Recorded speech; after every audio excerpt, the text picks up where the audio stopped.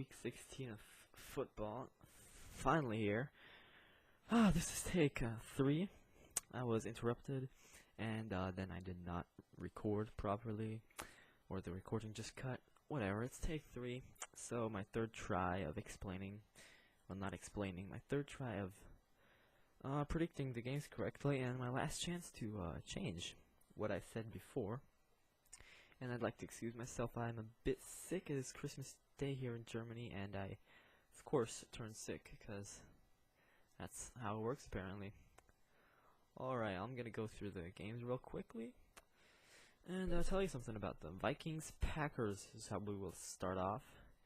Man, I was disappointed in the Vikings last weekend. I actually picked the Vikings to beat the Colts and have a little bit of a chance for playoffs, but we all know that didn't go so well, did it? Shame on me. That was my worst pick of the season, probably anybody's worst pick of the season. That picking the Vikings to win against Indianapolis there. Man, their defense got exposed. Their offense didn't get anything going. Horrible. And the Vikings, they like to upset, but they're not going to be able to upset with that team. The Packers are going to win. How about 26-13 for the Packers? Somewhere around that range. Probably a lot of field goals. I just don't see the Vikings getting more than 1 touchdown. If they get 2, I'd be surprised. I'd be legitimately surprised if they get 2. Alright, next game, Titans-Jaguars. The Titans, really impressed. I thought they were going to go 8-8. Like 4 weeks ago, I thought maybe 8-8 if they get lucky.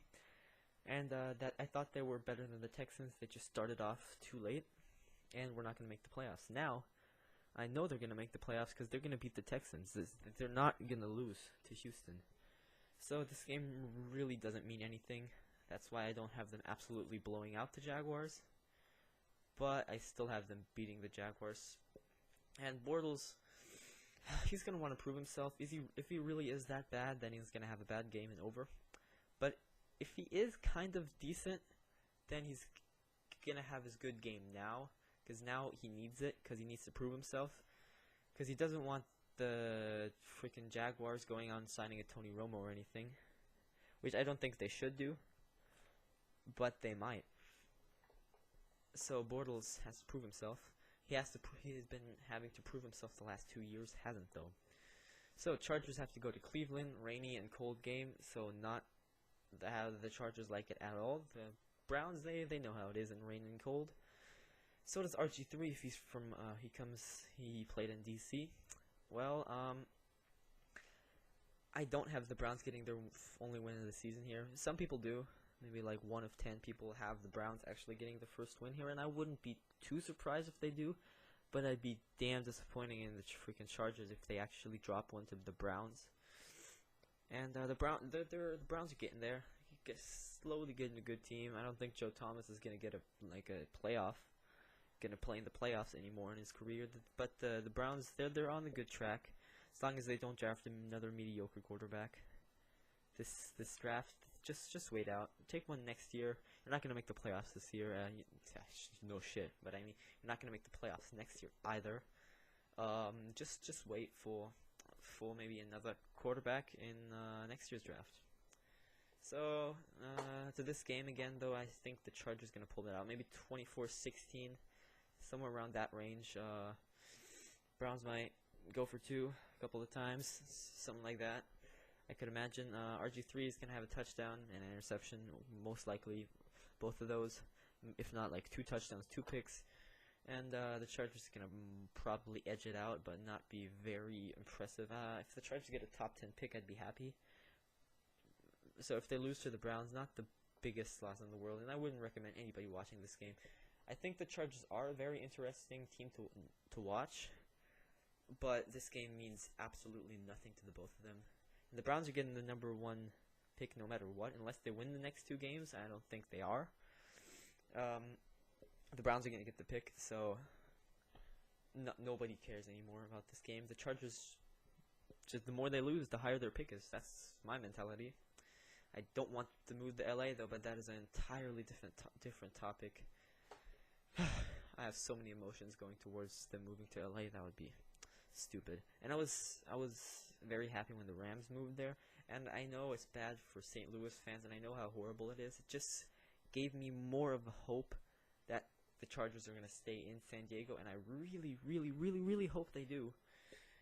It's just looking less and less likely now. Alright, whatever. Let's move on. So, the Jets play in New England, and people say, oh, it's going to be close. Maybe the Jets are going to upset. No, they're not. The Patriots need this win, and I say that because they want the first seed, obviously. And if they have the same record as the Raiders, then the Raiders are going to get the first seed, and they don't want that. This would basically clinch it if the Patriots won. And people saying the Jets might make it close. They might make it close.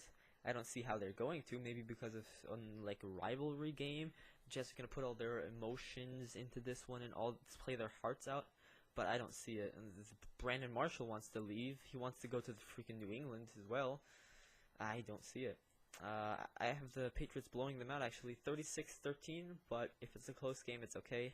If the Jets win, that would be the surprise of the century to me. I don't think they're going to win. I'm pretty sure Brady's going to have over a 125 passer rating. He might get sacked a few times. Jets have a great pass rush, but, you know, Brady's still going to throw the ball over them because they don't have a secondary. They have Darrelle Revis, but who's Darrelle Revis anymore, am I right? Alright, next we have the Redskins in Chicago, and this is an interesting game. Everybody has the Redskins winning this, but I think the Washington Redskins are in deep, deep trouble. Not only of making the playoffs this year, but making the playoffs period, because I see a lot of potential in this NFC, East? I think it's NFC East. Don't sue me if I'm wrong, but I think this division is back to where it used to be, and every team is a team that could make the playoff if they were spread around in different divisions.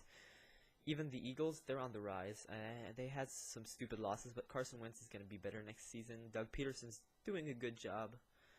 I say that about a coach who lost like 8 out of his last 10 games, but trust me, this team is horrible, and he's doing the best he can.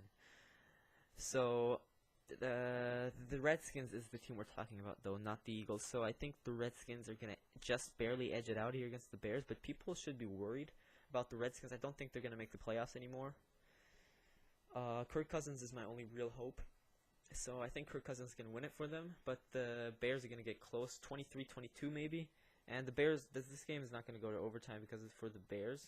They're just going to go for 2 if it comes to that. So how about a bold prediction on this one? The Bears are going to go for 2 to either win or lose the game, and they're going to not make it and lose. Because I don't want the Bears to, I don't want to predict an upset here, because I still think the Redskins are better, but this is a close one. They might just blow out the Bears, but that's not what I'm predicting. I say 23-22, but the important one is the Redskins win it.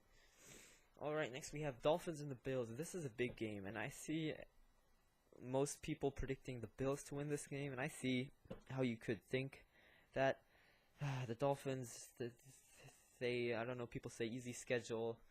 They're not as good as they seem. They had some good wins, but that's over, and I like the Dolphins, and I think if they win this one, they can really prove themselves. Because a 10-6 team, because they're going to lose to the Patriots. I mean, that's a no-brainer to me, because the Patriots, unless they clinch it already this week, meaning the Raiders lose, I believe that is, then they might lose to the Dolphins, and then the Dolphins would be 11-5, and that would be amazing. What was it, a 1-4 start or a 1-3 start? That would be like 10 wins in a row for the Dolphins. It's not 10 wins in a row, but 10 wins out of 12 games maybe, which is amazing. So I see how it's maybe against the odds here, but I say the Dolphins are going to clinch it. Not clinch it, but win it. 23-20. The Dolphins proved to finally be good, and nobody had them being good before the season, but they might just be good this season, and maybe the next ones. So Rex Ryan's going to be on the hot seat after this game, unless he actually wins, or even if he wins, but he's on the hot seat anyways, but the seat is getting hotter and hotter as the days pass. Alright, next we have Falcons playing in Carolina. And this game I had before the Monday Night Football, I had this as a no-brainer because the Panthers were so underwhelming. But the Panthers actually played like their 2015 selves again, and the Redskins played like their 2012 selves again, or one of those years where they were just horrible. But Julio Jones is back for this game, and I don't see the Falcons dropping this one.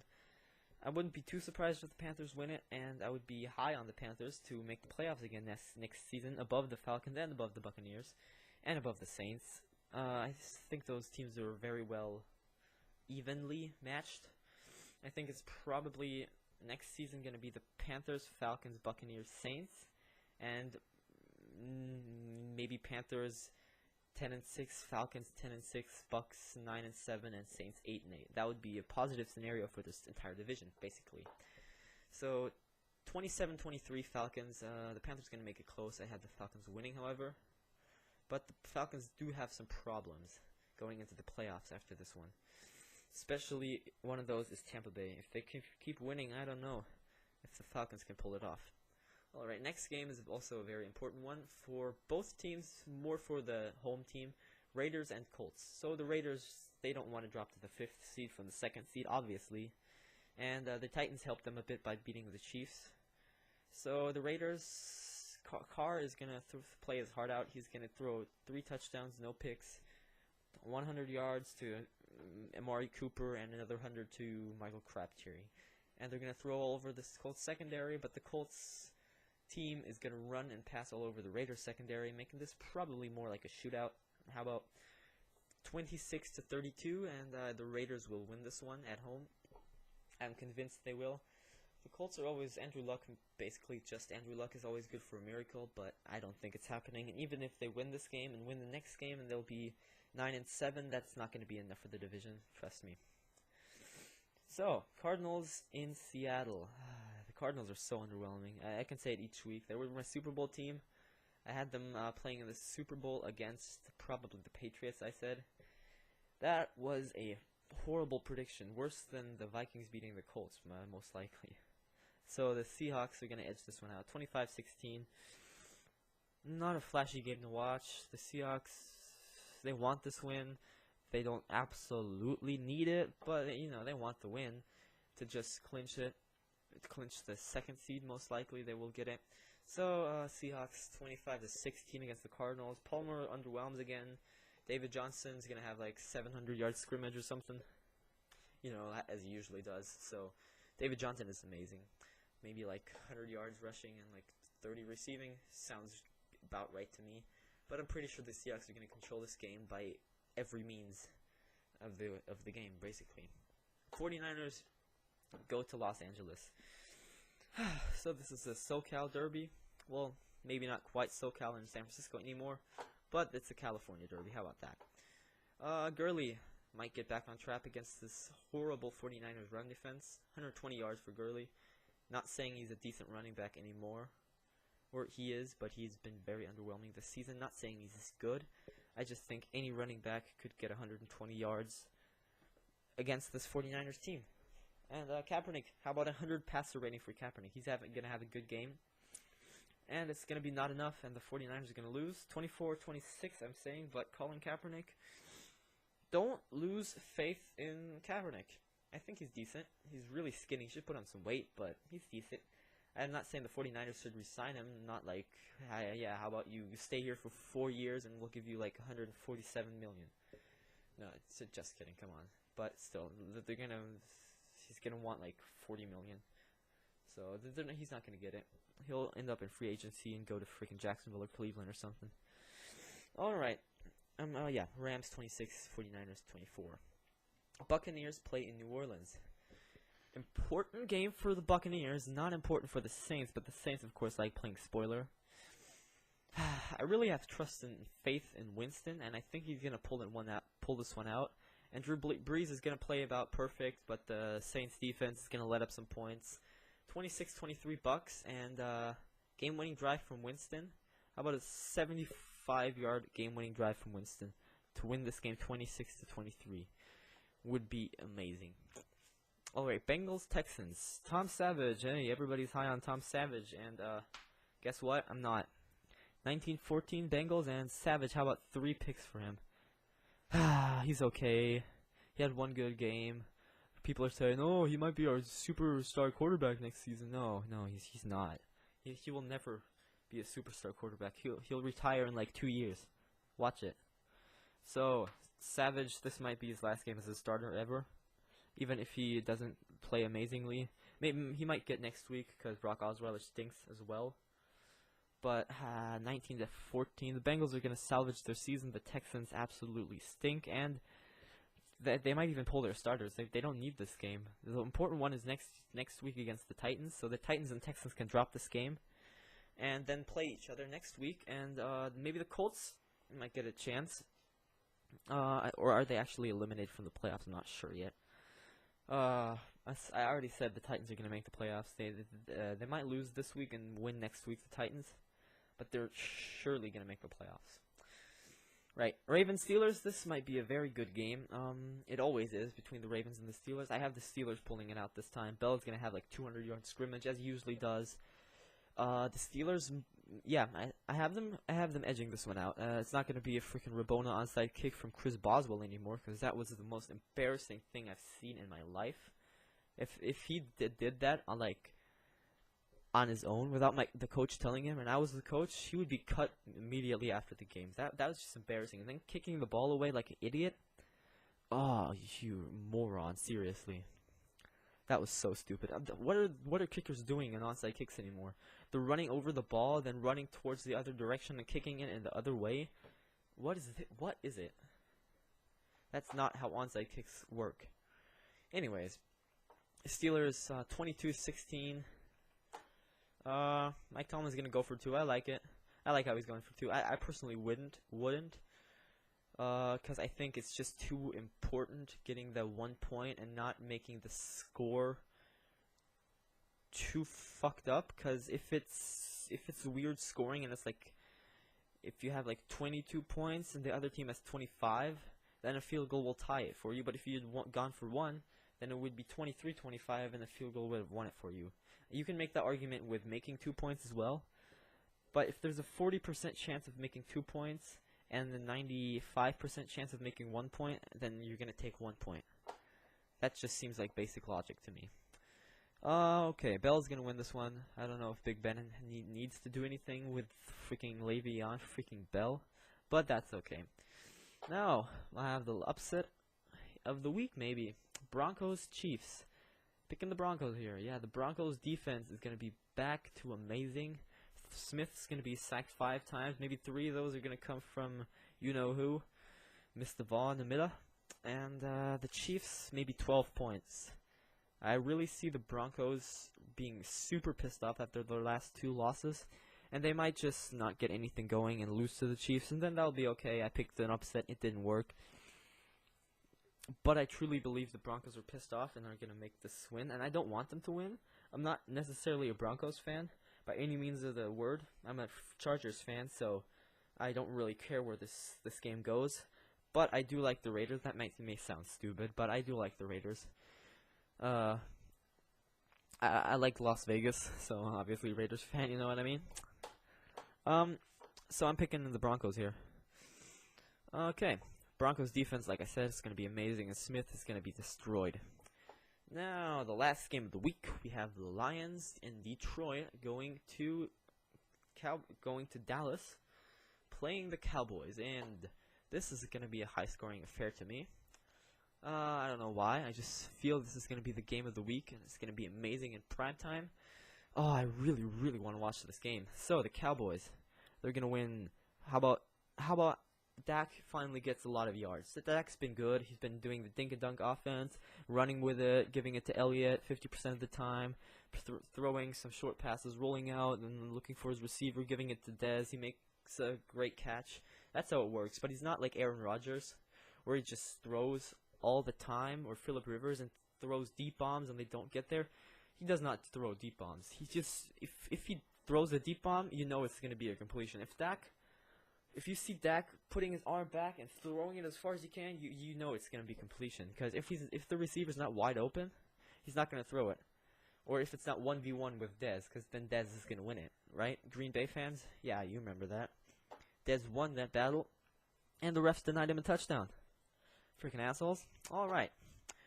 Matthew Stafford is also amazing, though, and I don't know if it's Stafford or Rodgers next week. Probably going to pick Rodgers. But I would not be surprised if Matthew Stafford finally edged it out and beat the Packers. So, well, next week, that is, of course. And if he beats the Cowboys this week, that would also be very, very, very helpful.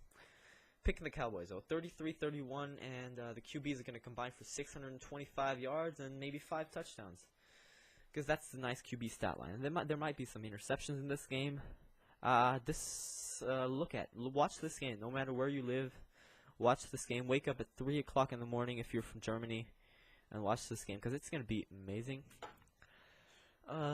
It's gonna be close. I don't know if you're gonna say, well, maybe it's just gonna be like 10-7, the Giants and the Cowboys, and that was entertaining to me enough because Janoris Jenkins had one of the best games I've ever seen a quarterback play.